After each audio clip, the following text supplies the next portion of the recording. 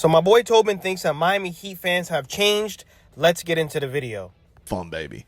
And I can't have fun anymore. And I gotta be honest with you, Heat fans and Heat Twitter. You guys changed. You know, we used to have fun. We used to be in a society where you could have fun, but you guys are so downtrodden and so beaten.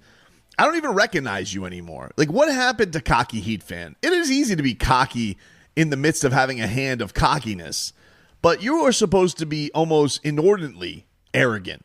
And I don't understand what happened to you and why you changed. It's like you've lost this much faith. You saw The Godfather speak this past week, and you've lost faith in that man. You've gone out there. The man had a situation with Jimmy Butler. Didn't want to pay Jimmy Butler. Now, Tobin is my boy, and I support him 110%. He's been on the show before. But I'm not going to lie to you, Tobin. There's nothing funny. There's nothing to be cocky about. I mean, I don't think we've changed. We've just been going through so much pain and trauma, and we're tired of it. I mean, we missed out on Dame. We traded a first-round pick for Terry. We finished in the play-in 3 years in a row.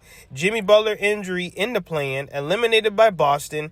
Jimmy drama / the trade. The play-in again got swept by Cleveland. Their original lotto odds went number 1. So yesterday, obviously, the rigged system, and of course the Dallas Mavericks, they get the number 1 lottery slot, which we were number 11. And we would have had it if we would have missed the playoffs. But guess what? That is the pain and the trauma that the Miami Heat continue to put us through. So once again, I think that this Miami Heat franchise, of course, we've been so close. That's another thing, Tobin. I think that the Miami Heat organization, they've made their mistakes. Every franchise does. But we've been so close to the mountaintop. 2 NBA Finals, 3 Eastern Conference Finals, and we still haven't been able to win a championship. And like I said, don't even let me get started with this jealousy and envy and hatred that the NBA has for the Miami Heat. Once again, every other superstar gets to go where they want. The one time Dame wants to go, oh, no, I don't want to hear that. Dame has to go. No, the Portland has to do what's best for them. No franchise does that. You heard De'Aaron Fox. I don't care about what the Kings want. I want what I want. There is no list, and I want to go where I want to go. And guess what? When Dame said it, he's getting letters. He can't say Miami Heat only. And the whole NBA media sat up there and pushed Joe Cronin and said that what we had was trash as a trade offer. I don't care what anyone says.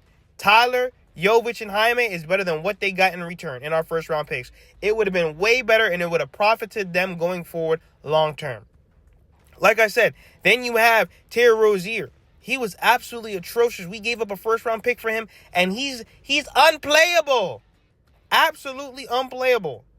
Then you have all the injuries with Jimmy Butler, Kyle Lowry, Tyler Hero, Bam, Dragic. Like, bro, this Miami Heat franchise has been going through a lot these past few seasons. Has it been fun at points? Of course. But the ultimate goal is to win a championship. That's it. That is the ultimate goal. And then you have Jimmy Butler here, who he quit on the team. I don't care what anyone says. He left on a max deal. He left making $49 million. You have hardworking people out here working double and triple shifts trying to put food on the table, and he's running around here lying and capping, talking about, oh, he lost his joy, all because Pat Riley said to hold on, we ain't going to pay you right now. Can you blame him? Jimmy Butler's had his highest. He's had his highest highs with the Miami Heat, and they paid him. They never hesitated to pay him prior to that.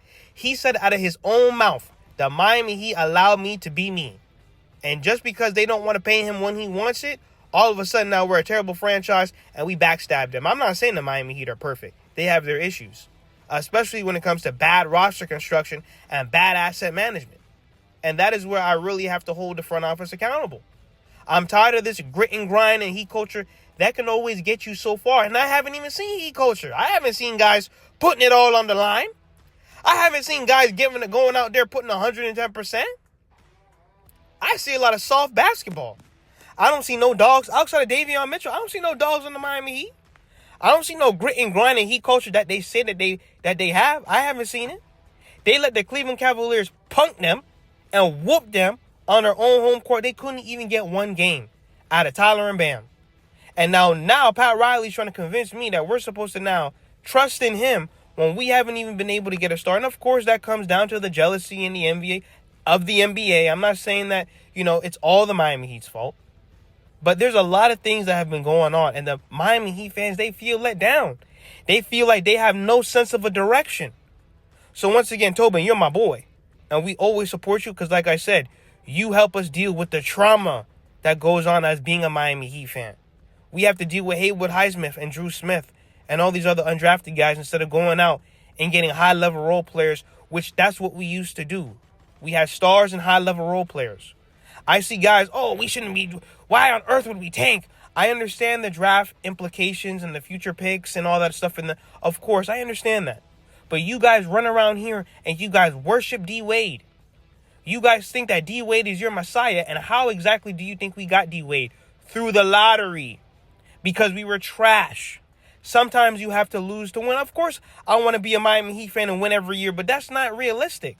When you look at all these teams coming up through the East, how you think they got better? Not all through just trades, through the draft. Okay, sometimes you have to lose to win. That doesn't make me a fake Miami Heat fan, Big Tone. Nobody wants Jaime. Nobody wants Jovic like that. And at the end of the day, you see people, how could we get Giannis? There's people on here that actually think the Miami Heat have a chance to get Giannis. Just because he says Miami and Miami only, that don't mean nothing. The Milwaukee Bucks, they're going to do what's best for them. Why? Because once they trade a generational player in Giannis Antetokounmpo, who knows when they're going to get another guy like that? Giannis fell in their lap. When they drafted Giannis, they never thought he would be the player that he is today. We barely have enough assets to get KD, and I'm not overpaying for KD. I'm sorry.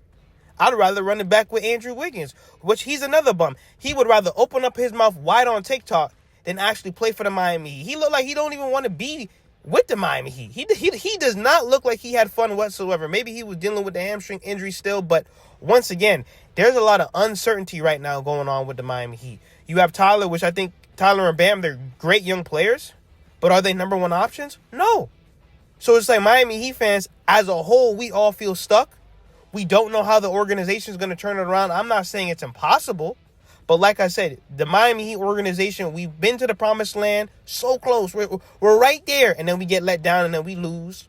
Okay, we keep running it. We ran it back, honestly, 4 or 5 years in a row with minor adjustments. Of course, we had injuries. Of course, a lot of things didn't go our way. But Miami Heat fans, bro, we're tired. That's it. We're tired and drained. There's nothing to laugh about. There's nothing to joke about. There's nothing to be cocky about. It is what it is. And remember what Pat Riley said. If you're not out on that court, if you're not out there winning, we have no business talking about other teams and what they got going on. And we got booted out of the playoffs. We got swept out of the playoffs. It's like what Pat Riley said. He wouldn't really want us to be cocky, laughing, and joking. He would tell Miami Heat fans to shut their mouth.